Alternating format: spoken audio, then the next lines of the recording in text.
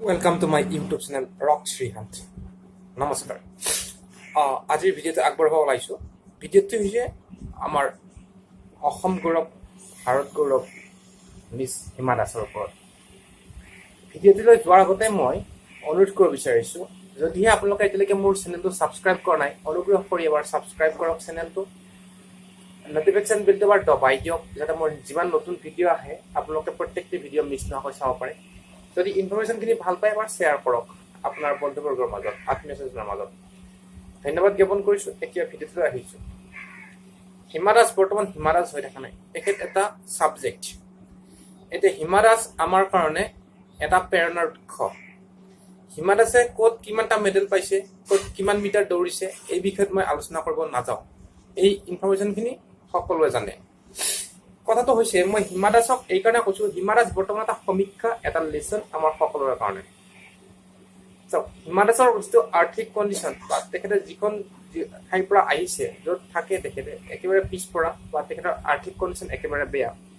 কিন্তু এই বেয়া আৰ্থিক কণ্ডিশ্যনেও তেখেতৰ প্ৰতিভাক তেখেতৰ ইচ্ছাক দমন কৰি ৰাখিব পৰা নাই তেখেতে নিজৰ প্ৰতিভাক নিজৰ ইচ্ছাক আগুৱাই লৈ যাবৰ কাৰণে সক্ষম হৈছে নিজৰ মনোবলৰ জৰিয়তে মই ইয়াৰ আগত কেইটামান ভিডিঅ'ত কৈছিলোঁ যে যিখিনি মানুহ বা যিখিনি ল'ৰা ছোৱালী হওক যিখিনি পিতৃ মাতৃ খেলৰ লগত জড়িত এক্সাৰচাইজৰ লগত জড়িত স্পৰ্টছৰ লগত জড়িত তেওঁলোকে কোনোদিন বেয়া পথত সহজতে যাব নোৱাৰে তেওঁলোকৰ এটা স্পিৰিট থাকে যে আগুৱাই যাম এটা তেওঁলোকে লক্ষ্য স্থিৰ কৰি লয় আৰু যদি আমি সকলোৱে এনেকৈ এটা লক্ষ্য স্থিৰ কৰি লওঁ আমি যদি সকলোৱে স্পৰ্টছ এক্টিভিটিজৰ লগত জড়িত হওঁ তেনেহ'লে সমাজত বৰ্তমান যিবিলাক মাৰা পিটা হত্যা ধৰ্ষণ লুণ্ঠন চলি আছে এইবিলাকৰ বহুতখিনি পৰিমাণ কমি যাব এটা সুস্থ বাতাবৰণ আহি পৰিব আমাৰ সমাজত এতিয়া বৰ্তমান সময়ত স্পৰ্টছ এক্টিভিটিজ অত্যন্ত দৰকাৰী জীয়াই থাকিবৰ কাৰণে যেনেকৈ আমাক খাদ্যৰ দৰকাৰ তেনেকৈ আমাক সমাজৰ এটা সুস্থিৰ বাতাবৰণ জীয়াই ৰাখিবৰ কাৰণে বৰ্তমান স্পৰ্টছ এক্টিভিটিজ অত্যন্ত দৰকাৰী সকলো আমি হিমা দাসৰ পৰা শিক্ষা লোৱা উচিত সকলোৱে তেখেতৰ পৰা প্ৰেৰণা লোৱা উচিত প্ৰত্যেকজন অসমৰ পিতৃ মাতৃয়ে প্ৰত্যেকজন ভাৰতীয় পিতৃ মাতৃয়ে বৰ্তমান হিমা দাসৰ পিতৃ মাতৃৰ পৰা শিক্ষা লোৱা দৰকাৰ তেওঁলোকক এটা মডেল কেৰেক্টাৰ হিচাপে লোৱা দৰকাৰ আৰু আমি সকলোৱে এটা লক্ষ্য স্থিৰ কৰি লোৱা দৰকাৰ যাতে আমাৰ সন্তানে ভৱিষ্যতে হিমা দাস আজি এজনী হিমা দাস কিয় আমাৰ ভৱিষ্যতলৈকে যাতে হাজাৰ হাজাৰ হিমা দাসৰ জন্ম দিব পাৰে সেইটো প্ৰত্যেকটো পিতৃ মাতৃ হিচাপে প্ৰত্যেকজন অসমীয়া হিচাপে আমাৰ কৰ্তব্য সেইটো এটা থিৰাং কৰি লোৱাটো মই ইতিমধ্যে থিৰাং কৰিছোঁ মই মোৰ সন্তানক স্পৰ্টছ এক্টিভিটিজত জড়িত কৰাম আৰু তেখেতক মই আশা কৰিছোঁ তেনেধৰণে মই বৰ্তমান আশা কৰিছোঁ প্লেনিং কৰিছোঁ যদি ছাকচেছ হ'ব পৰা যায় ভগৱানৰ কৃপাত তেনেহ'লে মোৰ সন্তানক নিশ্চয় স্পৰ্টছ এক্টিভিটিজ যিখিনি আছে তাত জড়িত হ'ব আৰু এদিন সুনাম কঢ়িয়াই আনিব ত' মই এবাৰ প্ৰত্যেকজন পিতৃ মাতৃকে কৈছোঁ যে অকল ব্ৰাইট কেৰিয়াৰ ডক্টৰ ইঞ্জিনিয়াৰে নহয় স্পৰ্টছ বৰ্তমান এটা ব্ৰাইট কেৰিয়াৰ হিচাপে আমি ল'ব পাৰোঁ বা ল'ব পৰা যায় চ' আশা কৰোঁ আপোনালোকে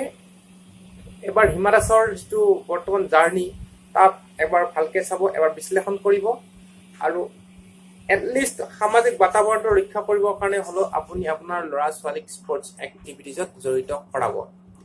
অলপতে মোৰ যিটো ভিডিঅ' আছিলে নলবাৰীত হত্যাকাণ্ডটো কিয় হ'ব পালে যিটো বিবাহথলী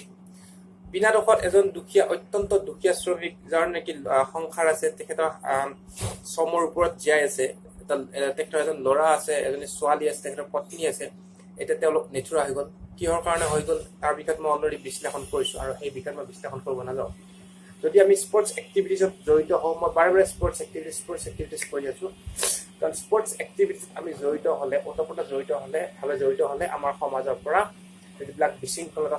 বৰ্তমান চলি আছে সেইবিলাক দূৰ হ'ব বুলি মই আশা কৰোঁ চ' বৰ্তমান হিমা দাস এটা লেচন হয় এটা ছাবজেক্ট হয় হিমা দাসক লৈ এতিয়া আমি ৰিচাৰ্চ কৰাৰ সময় হৈছে চ' আশা কৰোঁ আপোনালোক সকলোৱে এবাৰ হিমা দাসৰ তেখেতৰ যিখিনি মানসিক শক্তি সেইটো অনুধাৱন কৰিবৰ কাৰণে আপোনালোকে চেষ্টা কৰিব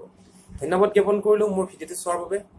যদি ভিডিঅ'টো ভাল লাগিছে তেনেহ'লে অনুগ্ৰহ কৰি এবাৰ লাইক শ্বেয়াৰ আৰু চেনেলটো ছাবস্ক্ৰাইব কৰিব ধন্যবাদ আপোনালোকৰ দিনটো যাতে শুভ হয়